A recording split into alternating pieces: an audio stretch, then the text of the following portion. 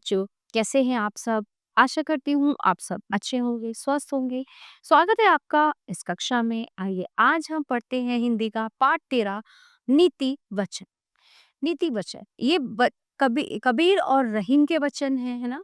तो ये जो दोहे होते हैं, जो ये वचन होते हैं, इनसे हमें बहुत कुछ सीखने को मिलता है और इनके एक दोहे में, एक वचन में मतलब इतनी गहनता होती है, इतना सार होता है कि हाँ, व्यक्ति सोचने पर मजबूर हो जाता है कि हाँ, ये बात तो हमें अपने जीवन में ज़रूर हमें लेनी चाहिए, अपने जीवन में हमें इन चीज़ों को उतारनी चाहिए। ठीक है? तो आइए पढ़ते हैं सबसे पहले कबीर के दोहे। बच्चों, कबीर और रहीम जैसे कवियों की रचनाओं में मानव जीवन और लोक व्यवहार की गूढ़ विवेचनाओं का वर्णन मिलता है। आइए इस पाठ में कबीर तथा रहीम के दोहों द्वारा नीति संबंधी कुछ बातें। साच बराबर तप नहीं, झूठ बराबर पाप, जाके हृदय साच हैं, ताके हृदय आप। तो कबीरदास जी कहते हैं कि सच से बड़ा कोई तप नहीं है। कहने का मतलब है कि व्यक्ति को हमेशा सत्यवादी होना चाहिए, हमेशा सच बोलना चाहिए। सच बोलने से ज्यादा कोई तप नहीं है और झूठ बोलने से बड़ा कोई भी पाप नहीं है। व्यक्ति को कभी भी झूठ नहीं बोलना चाहिए। और कबीरदास जी कहते हैं कि जो मनुष्य सच बोलता है, जिसके हृदय में सत्य होता है, उसमें स्वयं प्रभु का जो है वास होता है। उसी के हृदय में प्रभु बसते हैं। ऐसी बानी बोलिए मन का आपा खोए, औरन को शीतल करे आपहु शीतल हो। तो कबीरदास जी कहते हैं कि हमें हमेशा ऐसी वाणी यानी कि मधुर वाणी, यानी कि जो हम बोलते हैं किसी को, किसी से बात करते हैं, तो हमें ऐसी वाणी बोलनी चाहिए जो मन का आपा खोए, जो मतलब कानों को सुनते ही लगे कि अरे वाह, बड़ी शीतल, बड़ी अच्छी वाणी है, बड़ी सुंदर वाणी है और बहुत मन को सुकून दे। और उनको शीतल करे आपहु शीतल हो। तो जब आप अच्छी वाणी बोलेंगे, मधुर वाणी बोलेंगे, तो सामने वाले को भी अच्छा लगेगा, है ना? और हम भी कहीं ना कहीं संतुष्ट होंगे कि चलो मैंने किसी को कुछ गलत नहीं बोला। तो हमें हमेशा जो है अच्छी वाणी बोलनी चाहिए। रूखा सूखा खाए के ठंडा पानी पी, देख पराई चूपड़ी मत ललचावे छी।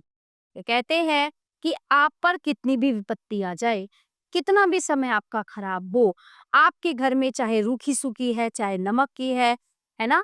कैसे भी खा के आप अपना गुजारा कर लो, आप अपना जीवन व्यतीत कर लो, लेकिन दूसरे को देखकर कभी भी अपना मन नहीं ललचाना चाहिए, या ये नहीं सोचना चाहिए कि अरे मैं तो गरीब हूँ, मैं रूखी सूखी खा रहा हूँ, ये अमीर है, ये कितना अच्छा खा रहा है। तो उसको देखकर हमें अपने मन में लालच नहीं लाना चाहिए, ना अपने अंदर हीन भावना लानी चाहिए। ठीक है? तो अपने घर में अगर आप रूखी सूखी भी खाते हैं तो वो बहुत अच्छा है, भले ही दूसरे से मांगने से अच्छा है कि आप अपने घर में रूखा सूखा खा लें। काल करे सो आज कर, आज करे सो अब, पल में परलय होएगी, बहुरी करोगे कब। तो कबीरदास जी कहते हैं कि हमारा जो मनुष्य जो तन है वो परिश्रम करने के लिए हुआ है, मेहनत करने के लिए हुआ है। अब हम क्या सोचते हैं कि अरे ये काम कर, चलो कल कर लेंगे, परसों कर लेंगे। तो कबीरदास जी कहते हैं कि जो कोई भी काम हमें कल पर नहीं टालना चाहिए, है ना? तो इससे क्या होता है, हम कामचोर भी दिखते हैं और हम मेहनत नहीं कर पाते। तो काल कल करने से अच्छा है उसी काम को आज कर लो, और आज करने से अच्छा है उसको अभी कर लो। पल में तो फिर प्रलय हो जाती है, फिर तुम ये काम कब करोगे? इसलिए कोई भी काम हमें कल पर नहीं टालना चाहिए। अति का भला न बोलना, अति की भली न चूक, अति का भला न बरसना, अति की भली न दूं। तो कबीरदास जी कहते हैं कि अति, अति मतलब अत्यधिक हर चीज की बुरी होती है।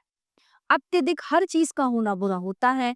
ज्यादा बोलना भी गलत है, ज्यादा चुप रहना भी गलत है, ज्यादा वर्षा होनी भी गलत है और ज्यादा धूप होना भी गलत है। तो हर चीज का, हर बात का अपना अपना एक समय होता है।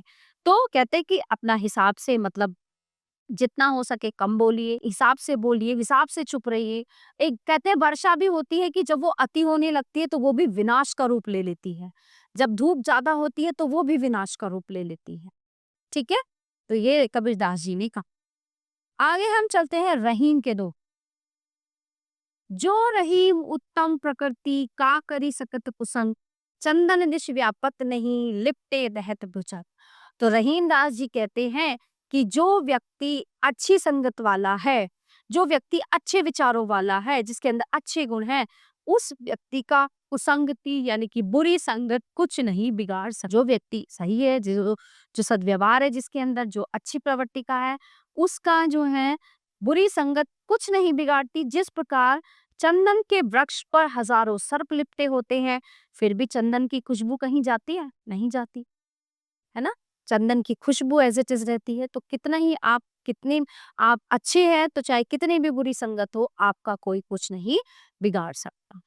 कहीं रहीम संपत्ति सगे बनत बहुत बहुरीत, विपत्ति कसोटी जो कसे सोई साचे।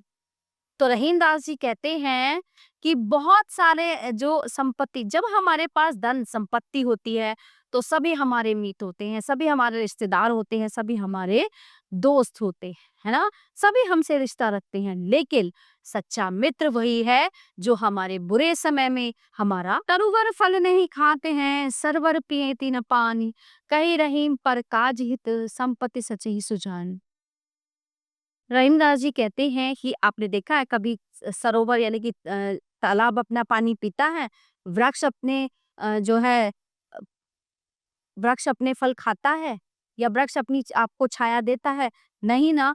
तो उसी प्रकार जो सज्जन पुरुष होते हैं, वो परोपकार में, वो परहित में ही अपने धन को व्यय करते हैं, यानी कि दूसरों के ऊपर, दूसरों के परोपकार में ही अपना धन खर्च करते हैं। रहीमन देखी बड़ेन को लगू न दीजे डारी, जहाँ काम आवे सोई कहाँ खरे तरवारी।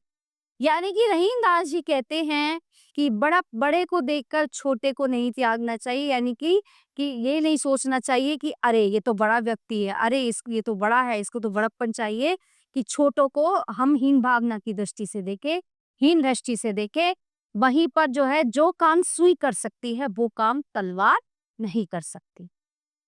जो बड़ेन को लघु कहे नहीं रहीम घट जाही, गिरधर मुरलीधर कहे कुछ दुख मानस नाही।